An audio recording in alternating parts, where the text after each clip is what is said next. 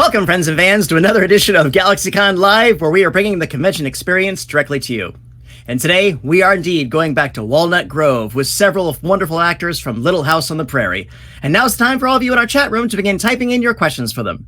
Immediately after this session, you will have the opportunity to talk to them directly through our private chat options, as well as shop our selection of personalized autographs, all of which are available now at GalaxyCon.com. So without further ado, let's bring them out. Our first guest is an actress who joins us today to discuss the role shared with her twin sister in the character of Carrie, Celestia Ingalls. Please welcome Rachel Lindsay Greenbush. Hello. Hello. Hi. How are you? Good. And you? Thank you so much for having me here. Oh, absolutely. It's our pleasure. How are you doing in your corner of the world?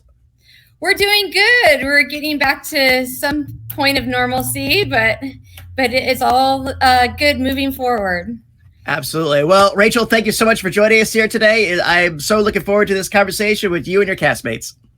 Me too. Me too. Indeed. And speaking of, our next guest, she is an actress whose roles include Summer School, A Perfect World, and Going South. Today, she joins us to discuss the role of school teacher Eliza J. Wilder. Please welcome Lucy Lee Flippin. Hi. Hi from Pennsylvania. Oh, Lucy, so glad to have you here. Thank you. Oh, I just want to say you've had a career that you've been involved in several films that I adore. Like I said, Summer School, and sometime I hope I can sit down with you and talk about those other projects. I especially love to hear about Going South, but especially over all the things I've heard about that shoot over the decades. It was a very long shoot. So I've heard in more ways than one. But Lucy, different stimulants. Yeah. So I've heard. Well, Lucy, thank you so much for joining us today. This is an absolute pleasure. Thank you. Indeed. And next, she is an actress whose credits include Eraserhead, Twin Peaks, and Tremors. Today, she joins us to discuss the role of Eva Beetle Sims, or simply known as Miss Beetle to her students. Please welcome Charlotte Stewart. There I am. Hi. Yes, hi. Thank you. Oh, thank you for joining us, Charlotte. How are you? I'm really good. I'm here in Napa, California. It's about 99 degrees today. It's very, very pleasant. I went and took my walk this morning. I walk every morning and go check the neighbors' yards and all of that. So, yeah, it's a beautiful day here. Oh, so glad to have you here. And you've been a part of several of David Lynch's projects, many near and dear to my heart. I find it very ironic that as a child, I watched you in Little House on the Prairie. As a teenager, I saw you on Eraserhead. And as a college student, young child, I get to enjoy you on Twin Peaks. So it's definitely a curious evolution in your roles. I know. People can't believe that Miss Beetle was the same person as in Eraserhead. But, that's called acting.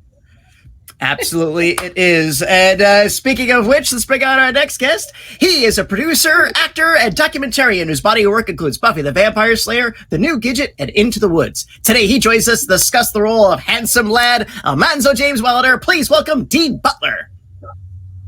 Hey, Patty, how are you? I am good, boss. How are you today? Very good. Very good. I am here, as Charlotte is in Northern California. I concur with Charlotte. It is about 99 degrees here in the area. I'm overlooking I'm high above the bay, looking out over the bay across to San Francisco. You can't see that, but I can, and it's beautiful. Wow, I absolutely envy you on that, and so get to see the. So Moondoggy, you think you'll go out and catch some waves later? Cowabunga. I had to throw that out. Boss. Good for you. Well, Dean, thank you so much for joining us here today. Absolute pleasure. Absolutely. And next, she is an Emmy Award-winning actress whose credits include Boy Meets World, Twins, and of course, St. Elsewhere. Today, she joins us to discuss the role of Grace Cinder Edwards. Please welcome Bonnie Bartlett. Hello. Oh, Bonnie, how are you today? I'm fine. This is fun. I have to have help, but it's fun. Oh, absolutely. Absolute pleasure to have you here. Again, I'm a great admirer of your body of work. And I just have to say, you absolutely deserve those 2 Emmys from St. Elsewhere. Oh, I love that. I did love that show. I enjoyed doing Little House as much as any other job I ever had. I was so my husband used to say, oh, I used to watch you go off early in the morning, taking your car and going out there to Simi Valley. He said, you were such a happy camper. And I said, yes, I was. It was a very happy experience. Oh, so glad to have you here. Can't wait to hear about some more of these experiences. Let's move on with our next guest. She is an actress and activist whose body of work includes Living on a Prairie, The Last Place on Earth, and author of the book Confessions of a Prairie Bitch. Today she joins us to discuss the role of one of television's favorite villains, Nellie Olson Dalton. Please welcome Allison Argrim. Hi, everybody's here. I'm so excited because this is how we all get to see each other now, because we don't all live in the same place anymore. So it's like, yay, oh, look, Charlotte, oh, Bonnie, oh, yay, Lucy. So this is like family reunion. We're so happy. Thank you. Oh, so glad to have you here. How are you doing in your corner of the world? Well, yeah, we're, as you see, I'm in Paris. Yeah. Well, actually, it's a French territory that was established in my living room. And we decided this end of the house is Paris. Because I do go there a lot. So I thought there it is. But yeah, we're hanging out. And Dean and I are going to be in South Dakota at the end of the month. And it'll be even hotter than it is here. Probably. Well, Allison, so glad to have you here. As I said on a show, I'm here in Orlando, and many friends saw you live at doing one of your shows. It basically was a sort of a live version of your book, right? Yeah, what's the one woman show stand-up yeah. with question and answer and fun stuff? Yeah, that was a good Parliament House in Orlando. That was so much fun. So much fun, that gig. Well, they're building a new one, and hope to see you there soon. And speaking of, ladies and gentlemen, GalaxyCon viewers, we have a bonus guest joining us here today for her role as Caroline Ingalls. Please welcome Karen Grassle. 40% of my job is researching everybody's names before they do this. This is Karen. I'm so sorry. Karen No, it's fine. It reminds me of the first time we went on the air, and I'm so excited. I'm sitting with my family and we're all getting ready. And at the intermission, the announcer says, and we'll be right back with Little House on the Prairie with Michael Landon and Karen Grassle. And we all went, oh no. So you see, I've gotten so much more famous that I say it that way too. Listen, I've had it all my life. I'm not worried about it. Well, once again, Karen, thank you for joining us. I apologize. I didn't get a headset about it, but I'm so glad to have you here. And now let's round it up with our final guest. She is, of course, an actress, producer whose body of work includes The Miracle Worker, Babylon 5, and of course, Batgirl on Batman the Animated Series. Today, she joins us to discuss the role of Laura Ingalls Wilder. Please welcome back Melissa Gilbert. Hi, everybody. Hi. Oh, Melissa, welcome back. How are you? I'm good. I guess I'll tell you where I am. I'm upstate New York. The weather is absolutely stunningly beautiful in the high 70s, sunny. But we also just got the tail end of Elsa came through the last couple of days. So it's also a little muddy. Yeah, it skirted around us, and a Category 1 hurricane in Florida means you just bring in the patio furniture. That's you're a Floridian when you're disappointed by a hurricane. Yeah, and I've told all my friends posted those memes like, guys, early in the season, let's not tempt fate. So, but indeed, Melissa and everyone, distinguished guests, thank you all for joining us on the GalaxyCon virtual stage. We're so glad to have you here on our online forum. Our team is going through our chat room right now to pull out the questions for us. In the meantime, I'd like to just throw this out. What was the best memory that you've taken from being a part of Little House? Being a family. Yeah, I agree with that. The bonds that we all developed with one another and the experience of working together in that environment, especially for us, those of us who started out as children, was really, really significant in developing who we eventually became. And like Bonnie said, it was by and large a really joyful place to go to work. Definitely. And the laughing and the joking. Most sets, people don't joke around and laugh as much as we did on the set of Little House. We had Michael and his practical jokes and his high-pitched giggle, and everyone on the set had really excellent senses of humor and just People would come and guest on our show from other shows and say, you have no idea how boring it is on most other sets. Oh, You know, still to this day, when I do my makeup, I'll still take the rouge and dab my nose and chin the way Whitey used to do, and that was like Right. the finish. I still do it to this day. Well, we had the best, so we learned well, you know. Yeah, I think one of my happy memories is a day when it was New Year's Eve and we had to go to work, and we were, unlike many people, going to work hard that day, and it was 50-mile-an-hour winds, and it was really cold in Simi that day. And I remember that we got to go in, the girls and I, and go into the little house, and Kent McRae came there and gave us hot drinks. Oh, Ken McRae was our producer. Yes, yes. A wonderful producer. Terrific guy. Yeah. Listen, I had such a, I was 45 coming to Hollywood, and I got so lucky to get this job. And Michael and Victor did nothing but tease me all the time I was there. They made fun of everything. They made fun, it's not the Me Too. It wasn't that kind of thing. It was like, they just made fun of everything I did because I was such a newbie in Hollywood and in LA. But it was so much fun, and I loved the attention. I loved the attention. And they made it, every day it was just fun. nice. Not every set can say that. No. Not every actor can say that about every day on Little House on the Prairie either. Some of us actually had more real life going on during the series, so it wasn't all as we imagined, but it was still so worthwhile, so valuable, and I feel so proud of the work that we did.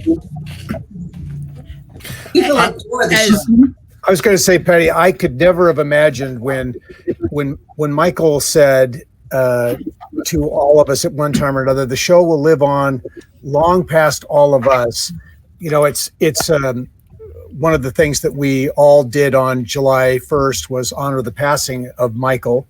And he was so, at the time, it didn't seem possible that the show could outlive us all. Now, 42 years later for me, 47 years later for others, it's absolutely real that it could go on long after we all do. And that's just an incredible honor. It really is. It does. And it's a testament to so much, too. Not only the talent. Go ahead, Charlotte. But it's so I terrible. found what was so amusing. I had done a lot of television before I got part of Miss Beadle on Little House on the Prairie. And all shows that you worked on, you worked till 10 o'clock at night, you were back in at 6 in the morning. And that was just kind of normal. And all of a sudden, I'm on this show with all these children and their parents on the set. And we get to go home at 5 o'clock, 6 o'clock, go home and have dinner, have a real life, and come back at it, early. But we had a life. And that's because Michael was a family man. And he understood, as far as his cast and his crew, they all had families to go home to. He was so efficient shooting that he only shot what he needed to put together for the show. And that to me was absolutely remarkable. I so appreciated that.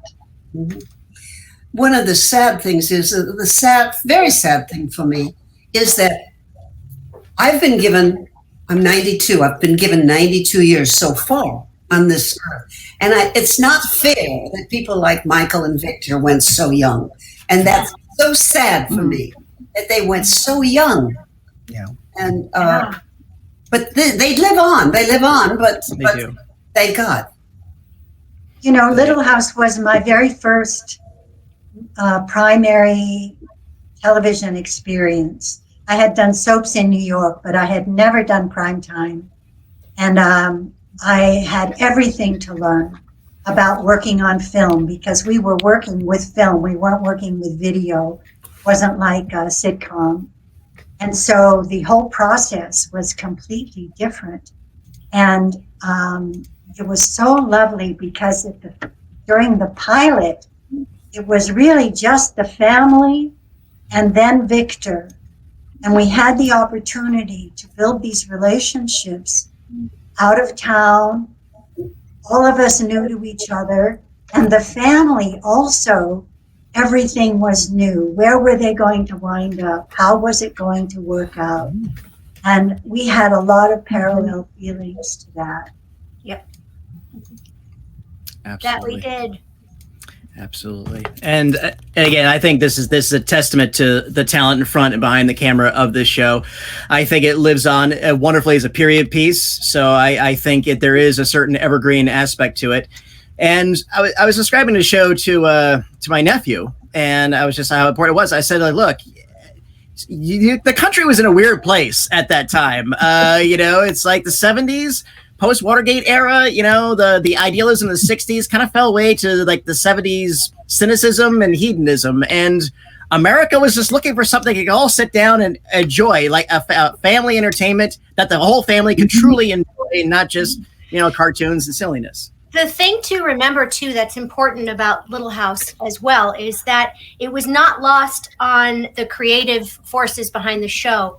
The era that we were living through, post-Vietnam, the civil rights movement having come to the fore, the equal rights movement having come to the forefront, and those storylines and those issues were all interwoven in what we did.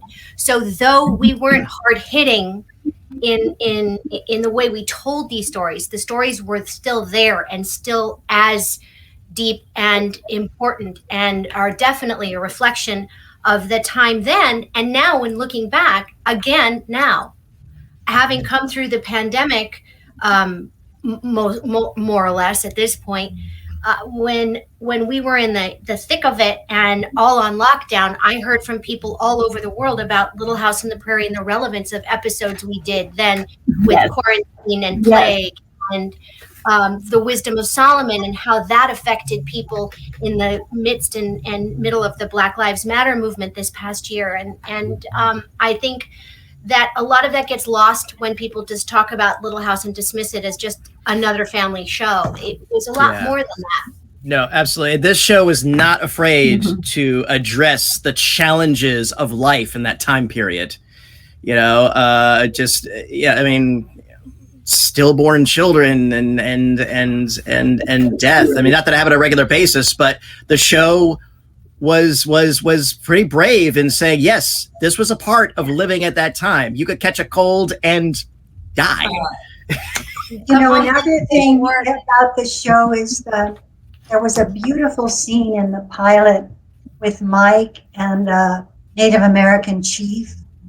And I think that is so great because, as you probably know, in the books, Ma was very terrified of Native Americans, and she said things that were cruel about Native Americans that actually have hurt young people's feelings who were reading the books. And I think in the television series, we tried to counteract that. Yeah. It was to kill the Indians. That's what it was all about. Which is, when you think about it today, it's horrible. It's horrible what we did. What's great is that was all, an Indian was to be killed. In the books and in the show, Laura and Charles always argued with Ma. Ma would say, oh, the Indians, and there was that Mrs. Scott character who's really awful and saying horrible things. But then always Charles would say, remember the Indians who saved our lives. Remember, and Laura would say, but why? Why do we not like them? And then that was really played heavily into the show where they gave Soldat Deschênes like a bigger part and everything in dialogue. So that the arguments of the time of how do we relate to these people whose country we just up and moved into.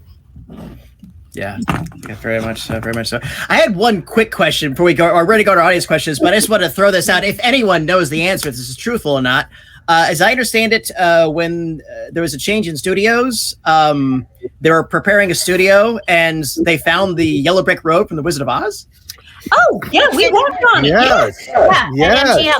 Yeah. On stage 15 at MGM. Yes. Biggest soundstage ever, and we had been told when we got there, Wizard of Oz was here, but they were moving they never take anything away, just put linoleum over things, and I was like, Melissa and I found it. I was like, come here. We looked at it, and it was the corner part where like the gray and the red swirly stuff was.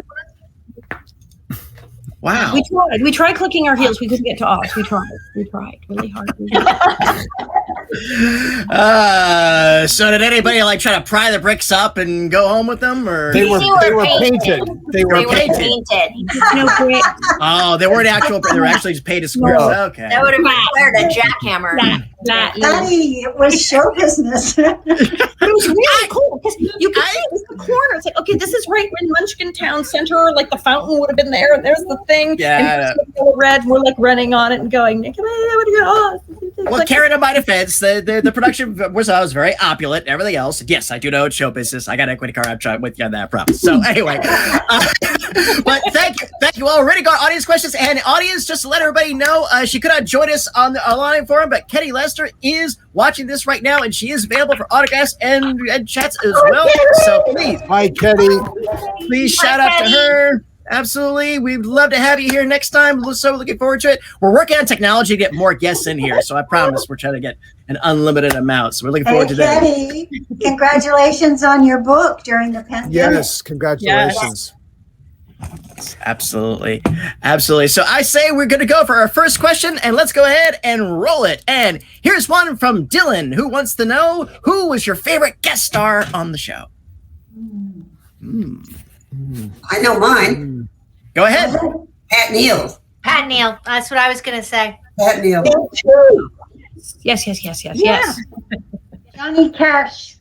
Johnny Cash. Ray Bolger. Oh, yes. Speaking of Wizard of Oz.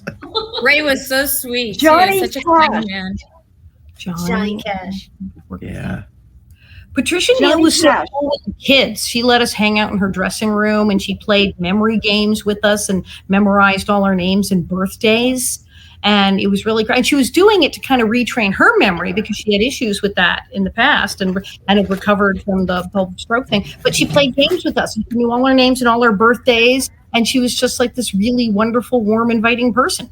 Yeah. James Cromwell. Jamie was wonderful. Thank you Great for bringing actor. it up, Lucy. He was wonderful. Great actor. Absolutely great actor. So any other favorites? Going once, going twice. And Dylan, thank you. Great question to start us off with. What do we have next? Here's one from Abby, who wants to know, what is your favorite memory of Michael Landon? That's easy for me. We did a scene. We were starting a scene with Victor and myself, and I said, Michael, I don't think you've staged this well, because he always just did the scene, and you came in and did it. And I said, Michael, I don't think you've staged it well. I was sweating. You actually said that to him? I said, I don't stage this very well. Oh, and my God. I said, let me show you how it should go. And I acted out the whole scene for him and all the parts and everything. And he looked at me and he looked at the cinematographer and he said, how long? And the cinematographer said, about an hour. He said, do it. We did it my way. And we never talked about it after, never happened again. But I was so sure about this scene, and it had to be right. And I knew I was right. But, oh, man, did I sweat bullets. But that is great. That's so great. Wow. You went with your idea. He could be very flexible that way. He did. I love it. It was wonderful.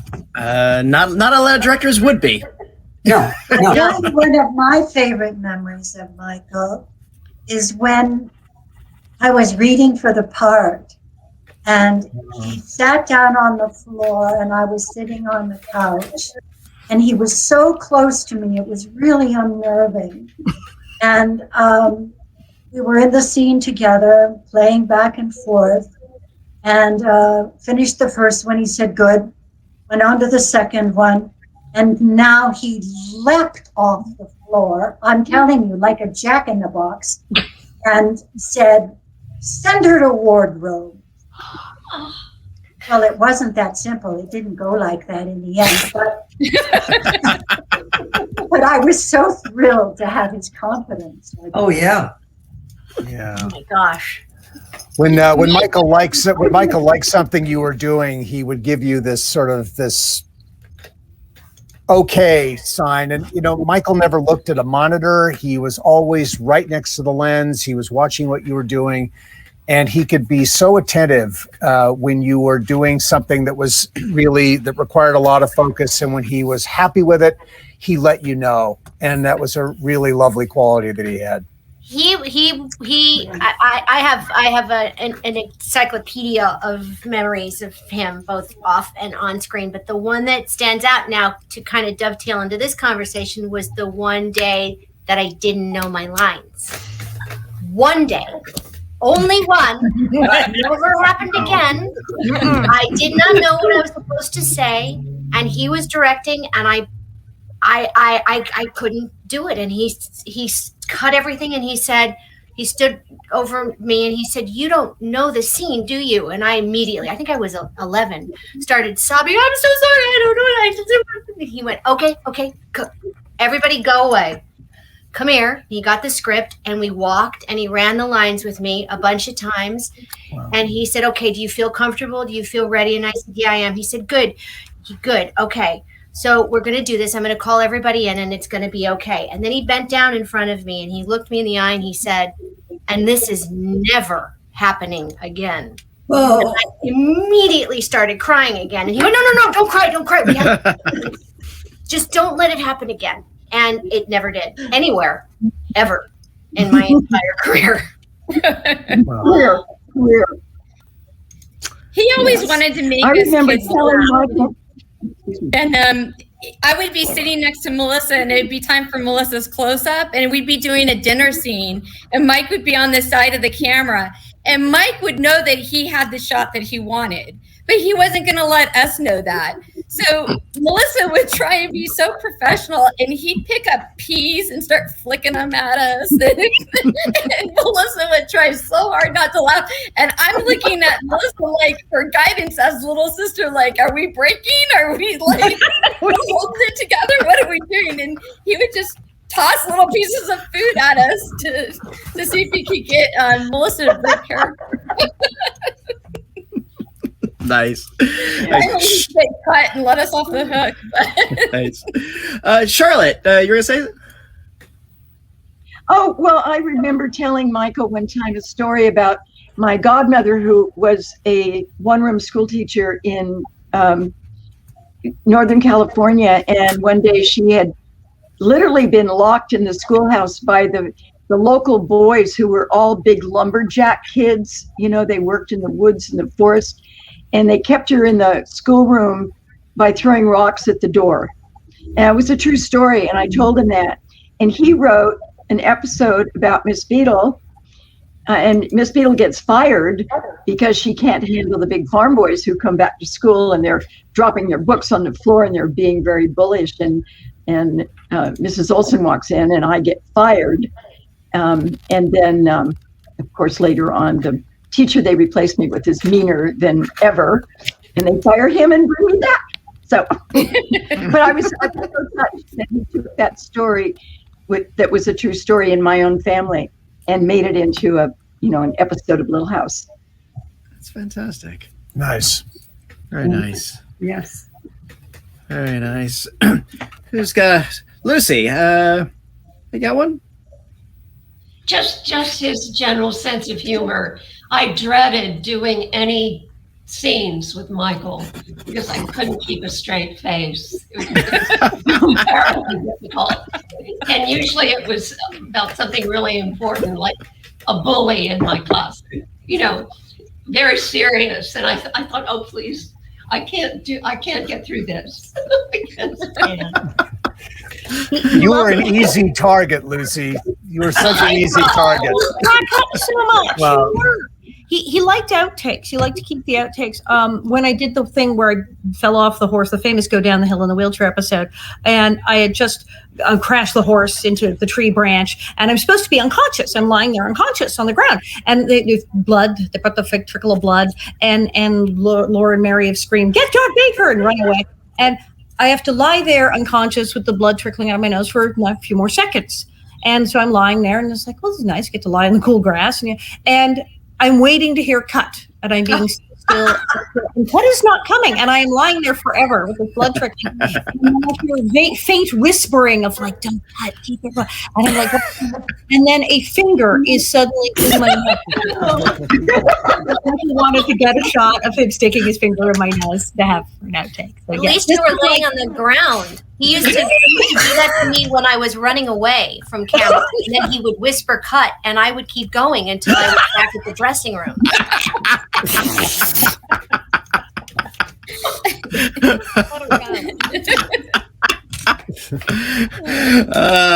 Great. good times. Michael, we miss you. Yeah. Abby, thank you. Those are wonderful questions. And a reminder to our audience, if you would like to chat with our guests like I am now, or purchase a personalized autograph, please sign up at galaxycon.com. And let's go ahead and roll another one. And here it comes from Isabella. Did Little House teach you any lessons that apply in your life today? Yes. I am early for everything. I have never been late on the set ever in my life. And that was the lesson I learned. And as a consequence, I'm early for everything, every appointment in my life, medical, hairdresser, manicure, anything. I'm always there 15 minutes early. So, to some annoyance to some people. But that's the lesson I learned. And I must say, I was very a little bit snobbish about the fact that sometimes the script would come and I'm in it, but I don't do anything. And I say, Michael, I can't do this. I can't come on and just not do anything. I said, I'm not. I can't do that.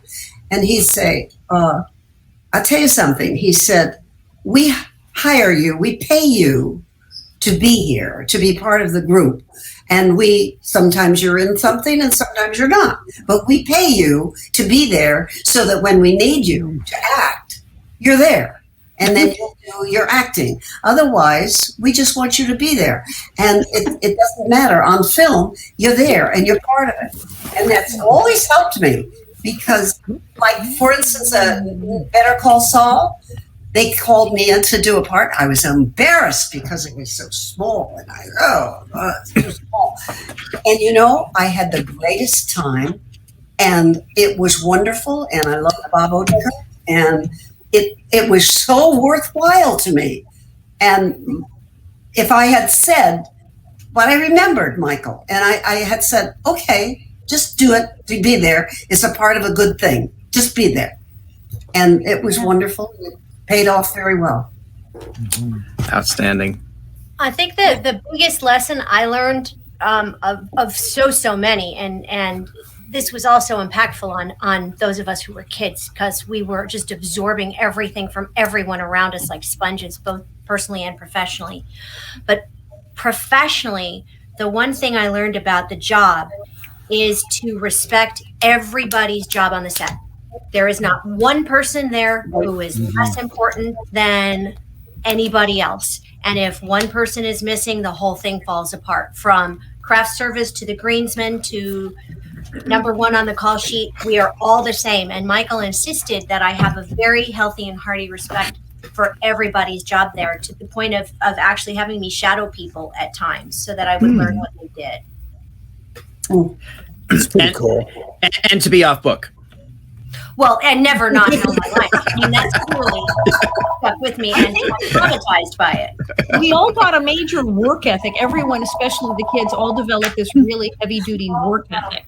And, you hear the cliches that actors are lazy and don't have a work ethic, and that child actors don't have a work ethic.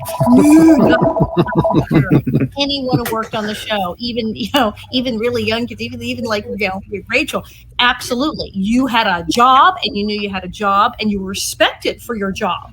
and you were told, yes, you are here working. It wasn't like, oh, okay, you kids are just goofing off. It's like, well, okay, we're goofing off, but then we're going to go back to work. And oh yeah, you're working here. I'm 3, yes, but you're working here. And we were raised with that work ethic. There was respect for hard work, and I think everybody kept that one.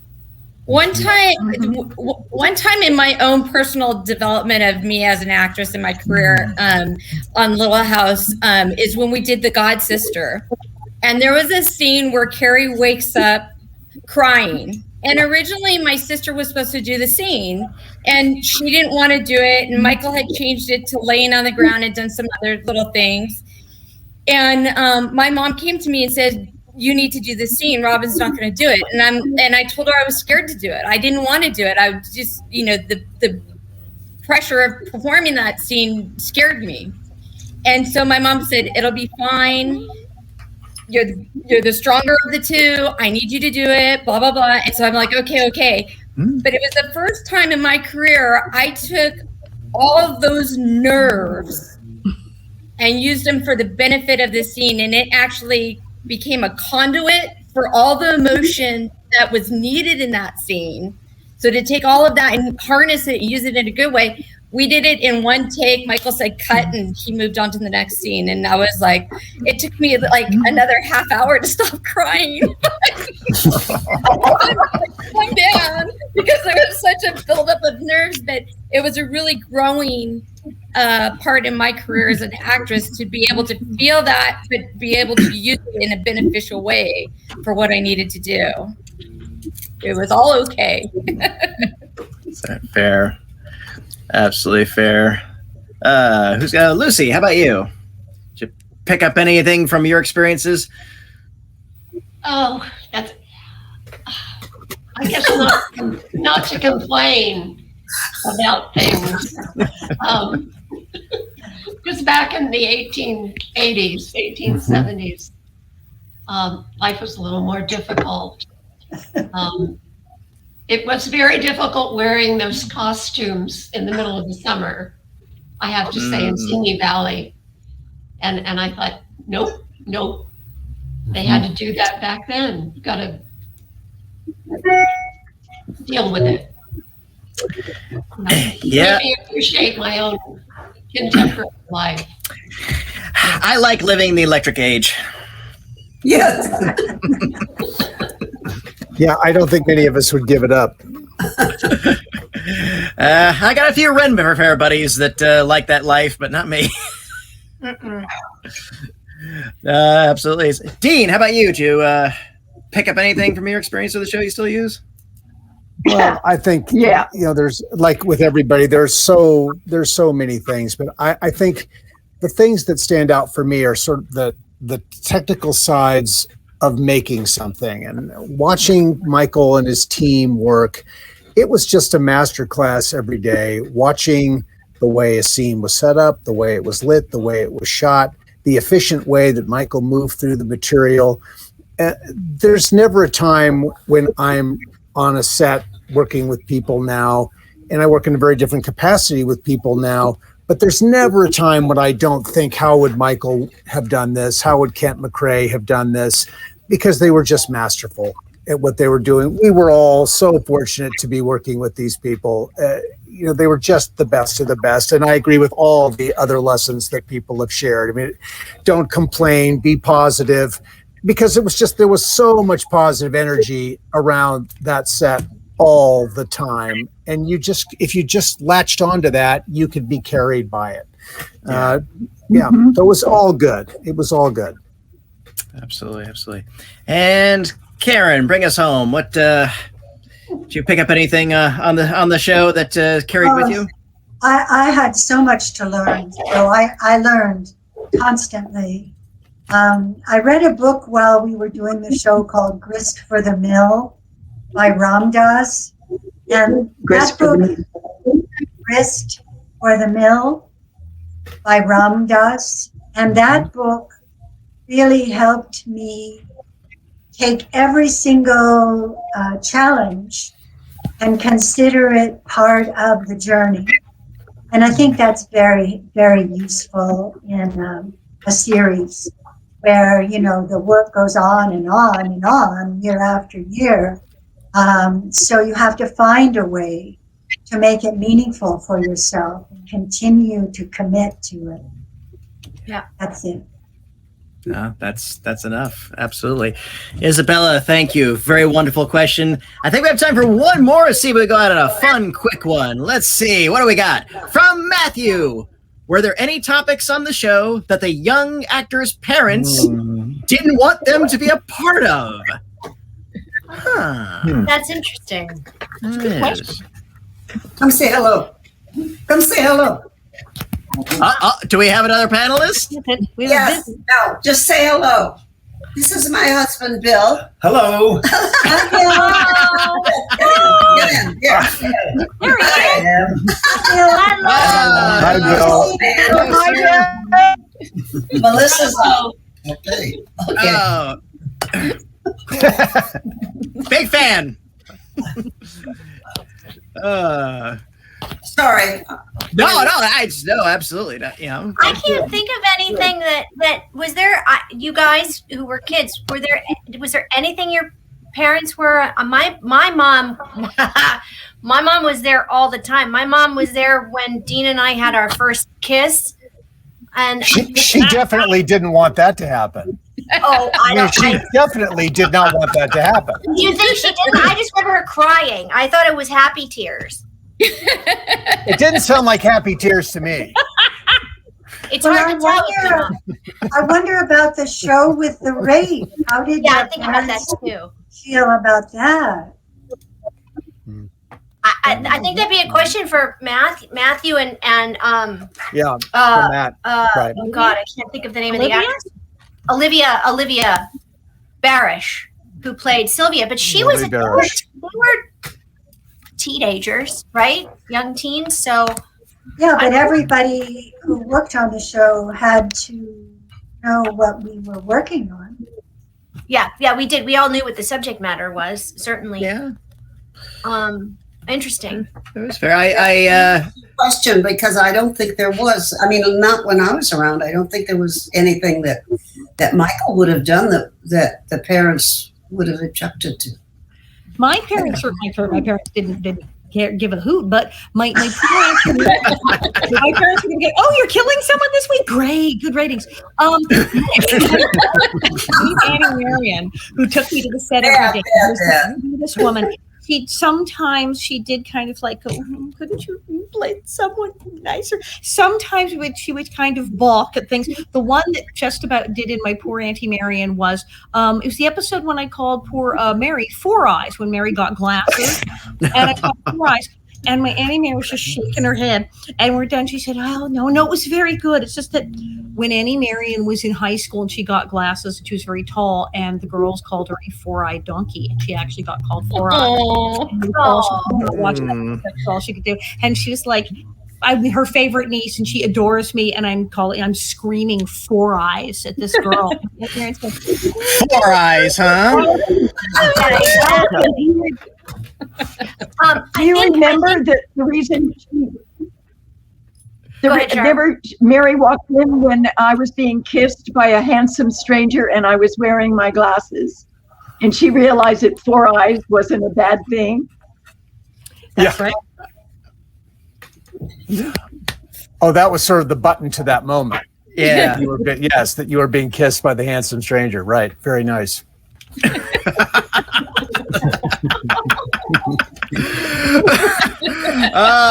I think that was very nice. I mean, good lesson. There were a lot of good lessons. Yeah. No, there really were. And Matthew, is a great question. And GalaxyCon viewers, this has been my time with the cast of Little House on the Prairie, but it absolutely does not have to be yours. If you'd like to chat with our guests like I have today or purchase a personalized autograph, please sign up at GalaxyCon.com. And while you're there, please check out our schedule of upcoming events just like this one. Panelists, it's been an absolute delight. Any final words for our audience before we take our leave? Thank you, Patty. Appreciate it. Stay Thank tuned. you. It was fun. Thank you. Thank you. Look forward to Thank doing you it. for doing this. We love this. This is like, I guess, it's like the family reunion barbecue or something. This is, Patty, things like this have been provided a whole new way for people to stay connected with their show communities. So this is really cool, and thank you for this. I would say everybody keep an eye out for Karen's book. Yes. So Way to November. go, Melissa. Well, you wrote a book.